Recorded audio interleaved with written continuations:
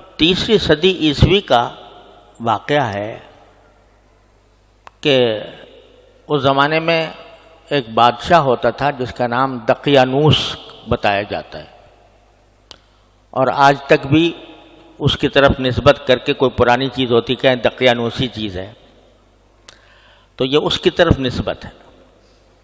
دقیانوس اس کا نام عربی تفسیروں میں آیا ہے، تفسیروں میں اور تاریخوں میں۔ تو وہ بت پرست تھا، اور ساتھ ساتھ جو لوگ کہ بت پرستی نہ کرتے ان پر بہت زیادہ ظلم ڈھایا کرتا تھا۔ تو ایک مرتبہ ایسا ہوا کہ وہ لوگ ایک جشن منایا کرتے تھے شہر سے باہر، تو بادشاہ اپنے سارے رعایا کے ساتھ وہ جشن منانے کے لیے شہر سے باہر نکلا، اور وہاں بڑے بڑے بت رکھے ہوئے تھے، اور سب کو حکم تھا کہ وہ جا کر ان بتوں کی پرستش کریں، ان کی پوجا کریں، عبادت کریں۔ اب اس میں یہ 7 حضرات تھے جو کسی طرح بھی شرک کا ارتکاب کرنے کے لیے تیار نہیں تھا، تو لیکن یہ تھے الگ الگ، ایک دوسرے کو کوئی جانتا نہیں تھا۔ تو انہوں نے جب دیکھا کہ بادشاہ ہمیں ظلم کر رہا ہے اور ہمیں آمادہ کر رہا ہے کہ ہم بت پرستی کریں اور توحید کو چھوڑ دیں، تو ان میں سے ایک آدمی وہاں سے اس جگہ سے ہٹ کر چپکے سے ہٹ کر کسی دور جگہ جا بیٹھا۔ پھر اس کے بعد دوسرے صاحب وہ بھی اسی طرح چھپ کر اسی جگہ پہنچ گئے، تیسرے پہنچ گئے، چوتھے پہنچ گئے۔ ایک دوسرے کو پتہ نہیں کہ ہم کیوں الگ ہو رہے ہیں، کیوں جمع ہو رہے ہیں، یہاں تک کہ 7 کے 7 آدمی وہاں ایک ساتھ جمع ہو گئے۔ اب کوئی دوسرے کو بتانا نہیں چاہتا تھا کہ میں کیوں آیا ہوں، کیونکہ اندیشہ تھا کہ اگر یہ بات کھل گئی بادشاہ کے اوپر کہ بت پرستی سے بچ کر یہ لوگ آئے ہیں تو وہ ظلم و ستم کا ارتکاب کرے گا۔ تو ایک دوسرے سے بھی نہیں پوچھتے تھے تم کیوں آئے۔ یہاں تک کہ جب کافی دیر گزر گئی تو پھر ایک نے ہمت کی، اپنے ساتھی سے پوچھا کہ بھئی تم کیوں آ گئے؟ تو اس نے کہا کہ یہ بادشاہ جو ہے یہ ہمیں شرک کرانا چاہتا ہے، تو ہم اس شرک سے بچ کر یہاں آ گئے، میں آیا ہوں۔ رفتہ رفتہ پتہ چل گیا سب کو کہ ساتوں کے ساتوں اسی کام کے لیے آئے ہیں، اسی وجہ سے الگ ہو گئے۔ تو اب دونوں نے کہا، ہم سب نے مل کر کہا کہ بھئی کیا کریں، یہ بادشاہ کے ظلم و ستم سے کیسے نجات حاصل کریں۔ بادشاہ نے کو یہ کرنا ہی تھا کہ ان کو پکڑ کر ان کو ظلم کا ستم کا شکار بنائے۔ تو اس کو کسی طرح پتہ چل گیا، اس نے جا کر ان کو پکڑوا لیا، گرفتار کر لیا۔ گرفتار کر کے ان کو مجبور کیا کہ یا تو بت پرستی کرو ورنہ تمہیں ہم ہلاک کر دیں گے، قتل کر دیں گے۔ تو انہوں نے کہا اچھا آپ ایسا کریں کہ ہمیں کچھ تھوڑی سی مہلت دے دیں، سوچنے سمجھنے کی مہلت دے دیں کہ جس میں ہم غور کریں اور اس میں ہم فیصلہ کریں گے کہ ہمیں کرنا ہے کہ نہیں کرنا، مر جانا ہے یا بت پرستی کرنی ہے۔ تو یہ کہہ کر ان کو کچھ مہلت مل گئی۔ جب 7 کے 7 کو مہلت مل گئی تو اس وقت انہوں نے یہ دعا مانگی۔ کیا مانگی؟ ربنا آتنا من لدنک رحمتا وہیئ لنا من امرنا رشدا، کہ ہمارے پروردگار ہمیں اپنی طرف سے ایک رحمت ایسی دے دیجئے کہ ہمارے لیے ہدایت کا راستہ، بھلائی کا راستہ تیار شدہ مل جائے آپ کی رحمت سے. تو اللہ تعالیٰ نے ان کے دل میں ڈالا. تو انہوں نے کہا وَإِذْ اعْتَزَلْتُمُوهُمْ وَمَا يَعْبُدُونَ إِلَّا اللَّهَ فَأْوُوا إِلَى الْكَهْفِ يَنشُرْ لَكُم مِّن رَّحْمَتِهِ وَيُهَيِّئْ لَكُم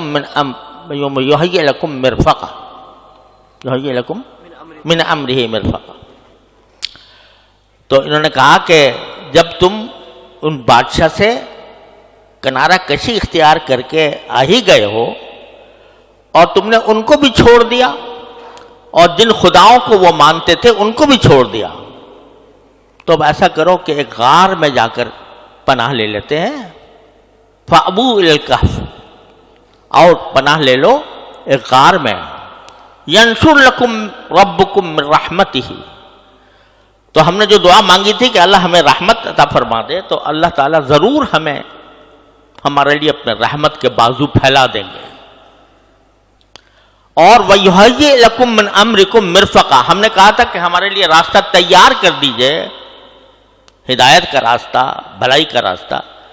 تو اللہ تعالیٰ ضرور اس دعا کو قبول کر کے ہمارے لیے راستہ تیار کر دیں گے، آسانی کا راستہ، راحت کا راستہ.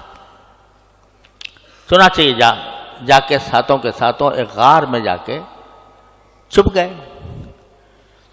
تو اللہ تعالیٰ فرماتے ہیں کہ ہم نے ان کے چھپنے کے بعد وہ لیٹے غار میں، تو فَضَرَبْنَا عَلَىٰ آذَانِهِمْ فِي الْكَهْفِ، تو ہم نے اس غار کے اندر ان کے کانوں پر تھپکی دی، جیسے کسی بچے کو سنانے کے لیے دی جاتی ہے. ان کے کانوں پر تھپکی دی، اس کا نتیجہ ہوا نیند آ گئی. اور نیند کس طرح؟ فَلَبِثُوا فِي الْكَهْفِ سِنِينَ عَدَدًا، کہ وہ کئی سال تک اسی غار میں سوتے رہے. اور آگے جا کر قرآن کریم نے ان سالوں کی تعداد بھی بتائی کہ 300 سنین وازدادوا 9، 309 سال غار میں سوتے رہے، غار میں سوتے رہے 309 سال.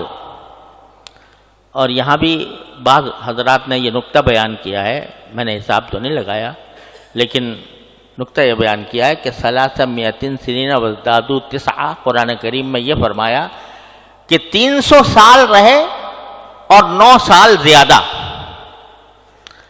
تو 300 سال تھے شمسی حساب سے، اور 9 سال اس میں بڑھ گئے قمری حساب کے. تو اللہ تبارک و تعالیٰ نے یوں نہیں کہا کہ 309 سال رہے، بلکہ فرمایا کہ 300 سال رہے اور 9 سال کا اضافہ کیا. تو یہ قمری سال جو ہوتا ہے وہ بڑھ جاتا ہے نا، تو وہ 300 میں 9 بڑھ گئے تھے. 309 سال پڑے سوتے رہے. اور قرآن کریم نے نقشہ کھینچا ہے اس کا کہ کس طرح سوتے رہے کہ وَنُقَلِّبُهُمْ ذَاتِ الْيَمِينِ وَذَاتِ الشِّمَالِ، ہم ان کو پلٹتے رہتے تھے، کبھی دائیں طرف کبھی بائیں طرف، یعنی اسی نیند کی حالت میں ان کو کروٹیں دیتے رہتے تھے، کیونکہ سیدھے اگر لیٹے رہتے تو زخم آ جاتے پشت کے اوپر. لیکن ہم ان کو دائیں طرف بھی پلٹتے تھے، بائیں طرف بھی پلٹتے تھے. 300 سال تک کروٹیں دلواتے رہے ان کو. اور سورج ان کے دائیں بائیں سے گزر جاتا تھا اور ان کے اوپر براہ راست اثر انداز نہیں ہوتا تھا.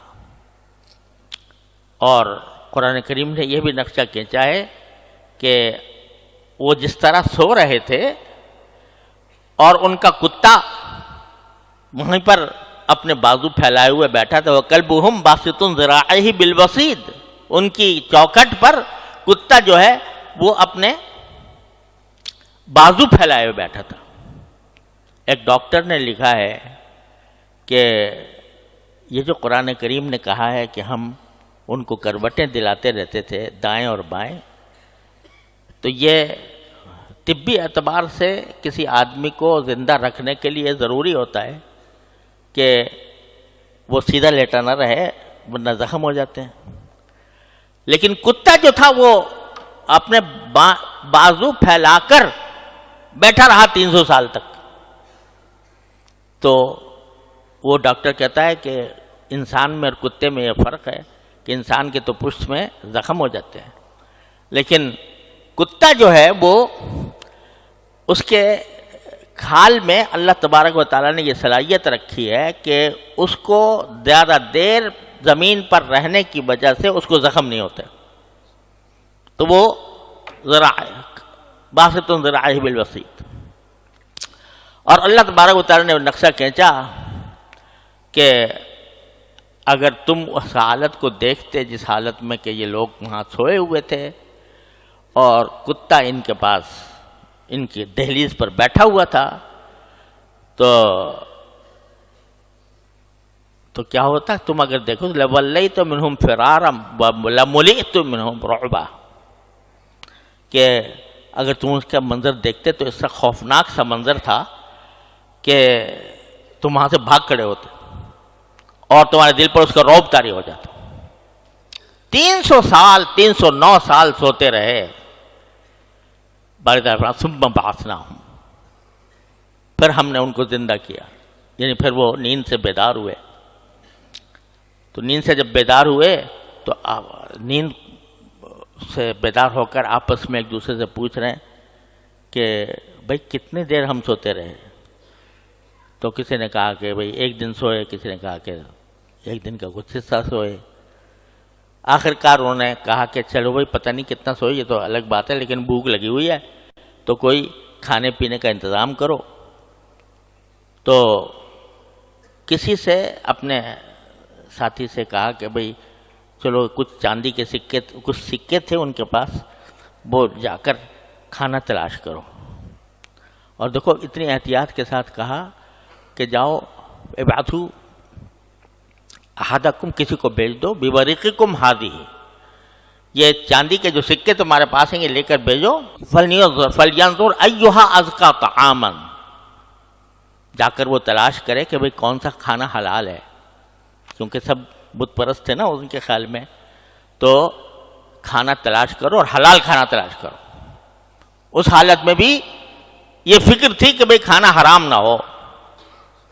تو ایھا ازکی طعاما فلیأتکم برزق منہ ولیتلطف، اور ذرا چھپ چھپ کے جانا آرام سے. ولا یشعرن بکم احدا، کسی کو پتہ بھی نہ چلے کہ تم کہاں سے آ رہے ہو. اب یہ جب سکے لے کر گیا کھانے وانے لینے کے لیے، تو جو آدمی بیچ رہا تھا اس نے ان کی شکل اوپر سے نیچے دیکھی کہ تم کہاں سے آ گئے. تو اس نے کہا یہ سکے لے کے آیا ہوں کھانے کے لیے. کہا یہ تو 300 سال پرانے سکے ہیں، یہ اب نہیں چلتے. تب ان کو احساس ہوا کہ ہمیں 309 سال زندہ رہے. جب پوچھا بھائی آئے کہاں سے تمہارے پاس یہ سکے، تو پھر انہوں نے سارا ماجرا بیان کیا کہ اس طرح ہوا تھا، ہمارا بادشاہ ظالم تھا. کہا کہ اللہ کا شکر ہے اب وہ سب بادشاہ ختم ہو گیا، اور اب یہاں اچھے لوگ آباد ہیں، اس میں کوئی ظلم کرنے والا نہیں ہے، اب آرام سے رہو، آرام سے کھاؤ پیو. یہ قصہ اللہ تبارک و تعالی نے بیان فرمایا سورہ کہف میں.